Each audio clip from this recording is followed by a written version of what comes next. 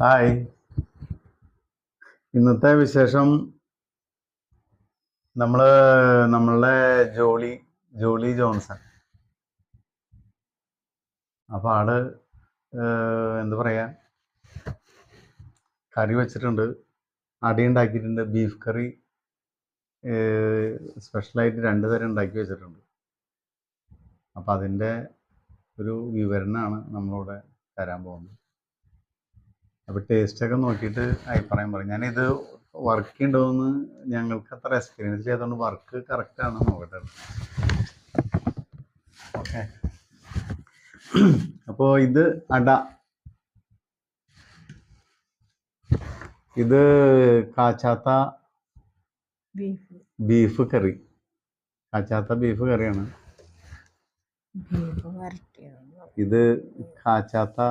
കാച്ചിയ beef വരട്ടിയതാണ്. അപ്പോൾ ഞാൻ ഈ കാച്ചാത്തത് കഴിക്കുന്ന ആളാണ്. അപ്പോൾ കാച്ചാത്തതിൻ്റെയും കാച്ചിയതും കാച്ചാത്തതും വയ്ക്കുമ്പോൾ അതിൻ്റെ വ്യത്യാസം എന്താണെന്ന് ആളുകൾക്ക് അറിയാൻ വേണ്ടിയിട്ടാണ് നമ്മൾ വീഡിയോ ചെയ്യുന്നത്. കാച്ചി കഴിക്കുമ്പോഴും കാച്ചാത്ത കഴിക്കണം. അപ്പോൾ ജോളി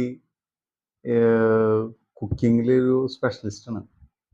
അപ്പോൾ നമ്മളുടെ ഏറ്റവും വലിയൊരു ഗിഫ്റ്റാണ് ജോളി. അപ്പോൾ അവളും ഇങ്ങനെ വിഭവസമൃദ്ധമായിട്ട് നമുക്ക് ഒരുക്കി തരും. ഞാനാണെങ്കിൽ വളരെ ടേസ്റ്റ് നോക്കിയിട്ട് കുറേശ്ശെ കഴിക്കും. അധികം കഴിച്ചാൽ എൻ്റെ തടി കൂടി വരും. അത് കാരണം ഞാൻ വളരെ കണ്ണിങ്ങിൽ ബുദ്ധിയിൽ കഴിക്കുള്ളൂ. അപ്പോൾ നമ്മൾ ടേസ്റ്റ് നോക്കി കഴിക്കുകയാണ്. അതിന് നമ്മൾ വെറുതെ ഒന്ന് കഴിക്കുന്നു.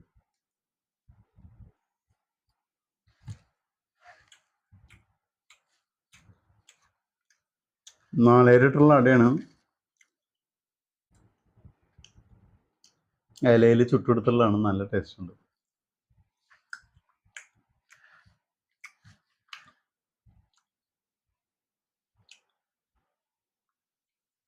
ഇനി നമ്മുടെ ഫേവറേറ്റ് കാച്ചാത്ത്.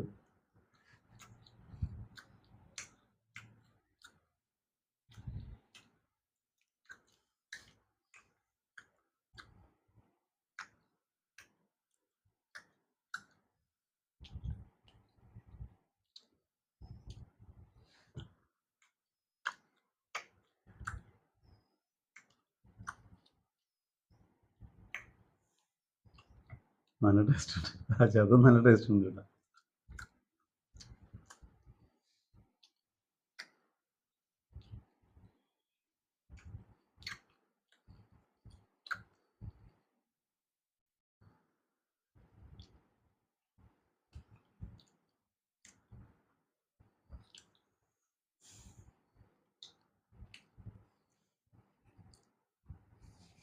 അട കഴിക്കുന്ന വെച്ചാലേ കാച്ചീൻ്റെ ടേസ്റ്റ് അറിയണമെങ്കിൽ കാച്ചാത്ത് കഴിച്ചിട്ട് ആ ടേസ്റ്റ് കറക്റ്റ് ആവാൻ വേണ്ടിയിട്ടാണ്.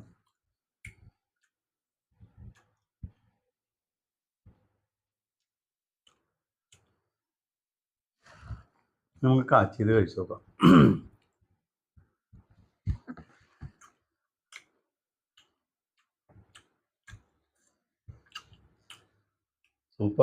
സൂപ്പർ ടേസ്റ്റ് എന്ന് പറഞ്ഞാൽ സൂപ്പർ ടേസ്റ്റ്.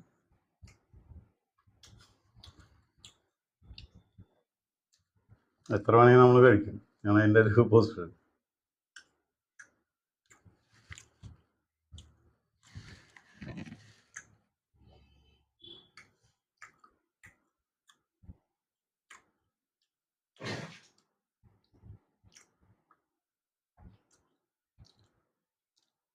സൂപ്പർ. അതിൻ്റെ കുരുമുളക് ഇട്ട പോലെ കുരുമുളകാണ് ഇട്ടുള്ളതെന്നാണ് ടേസ്റ്റ് കണ്ട് മനസ്സിലാവാൻ. ഓക്കെ. അപ്പോൾ നമുക്ക് ജോലിയോട് ചോദിക്കാം. അപ്പോൾ ആദ്യം തന്നെ സാധാരണ അത്രയ്ക്ക് ലാസ്റ്റ് വേണമെങ്കിൽ ജോലിക്ക് അതിനെ പറ്റി പറയാം. കാച്ചാത്ത കറിയിൽ എന്തൊക്കെ ചേർത്തിട്ടാണ് പറ്റില്ലെന്ന് വളരെ വേഗത്തിൽ അതൊന്ന് പറയാം. അതിന് ശേഷം കാച്ചിയത് പറയാം.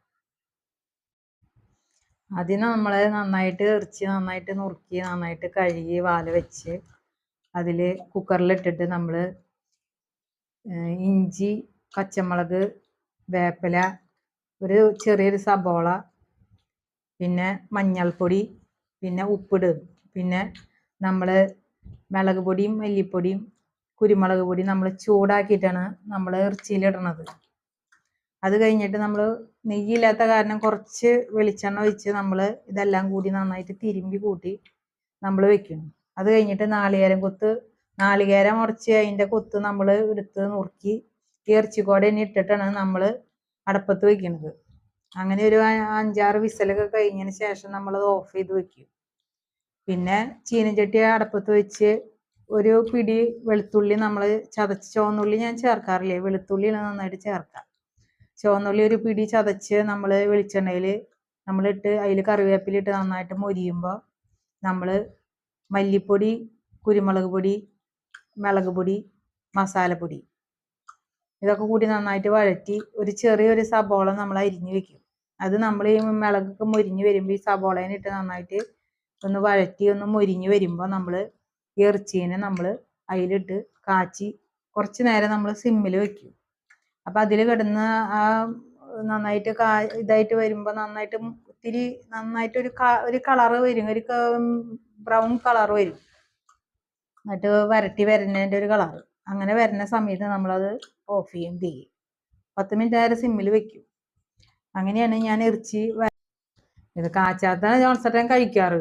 കാച്ചിയത് അങ്ങനെ അധികം കഴിക്കാറില്ല. അപ്പൊ എന്തായാലും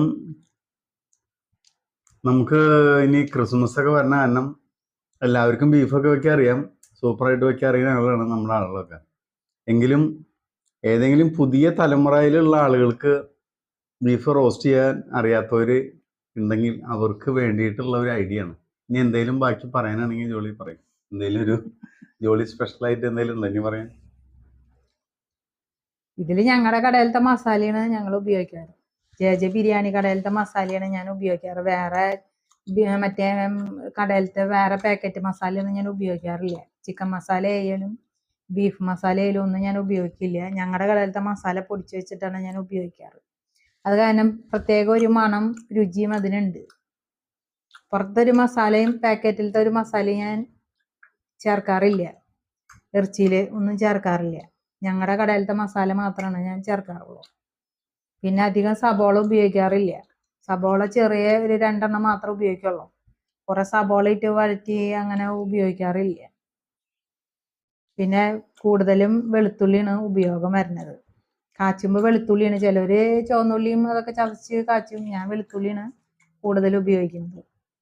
പിന്നെ സാധാരണ ഇഞ്ചി, പച്ചമുളക്, വേപ്പില ഇതെല്ലാം സബോള ഒരു ചെറുതൊക്കെ ഇട്ടിട്ട് നമ്മളാണ് കൂട്ടി അടപ്പത്ത് വെക്കുക. പിന്നെ പ്രത്യേകം പറയാനുള്ളത് മുളക് പൊടിയും മല്ലിപ്പൊടിയും കുരുമുളക് പൊടിയും ഒന്ന് ചൂടാക്കിയിട്ട് ഇറച്ചിയിലിടും.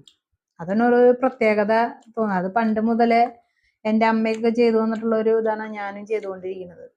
അത് ചിക്കനിലായാലും ബീഫിലായാലും അത് ചെയ്യും. പോർക്കിൽ പിന്നെ അങ്ങനെ ചെയ്യാറില്ല. പോർക്ക് ഇവിടെ കൂടുതൽ ഞങ്ങൾ ചില്ലി പോർക്കാണ് ഉപയോഗിക്കാറ്. അത് കാരണം പോർക്കിൽ അങ്ങനെ ചെയ്യാറില്ല. ഇതാണ് എൻ്റെ ബീഫിൻ്റെ ഒരു ഇത്. ഇനി ബീഫ് വേണമെങ്കിൽ കാണിച്ചു തരാം ഇങ്ങനെ ഉണ്ടെന്നുള്ളത്. ഇത് കാച്ചിയതാണ് കേട്ടാ,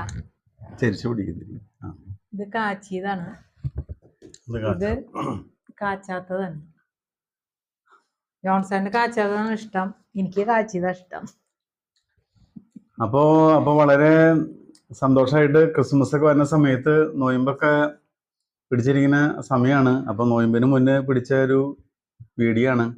അപ്പം നമ്മൾ ക്രിസ്മസ് ഒക്കെ വരുന്ന സമയത്ത് നോയമ്പൊക്കെ എടുത്തിട്ട് ഒരു 25 ദിവസം നോയമ്പൊക്കെ എടുത്തിരിക്കുന്ന കഴിഞ്ഞിട്ട് നമ്മൾ നോയമ്പിന് ബീഫ് കറി വെക്കാനായിട്ട് എല്ലാവർക്കും എന്തെങ്കിലും അറിയാത്ത ആളുകൾക്ക് ഒരു ജോളി ജോൺസന്റെ ഒരു ബീഫ് കറിയുടെ ഒരു റെസിപ്പിയാണ് പറഞ്ഞത് കേട്ടോ.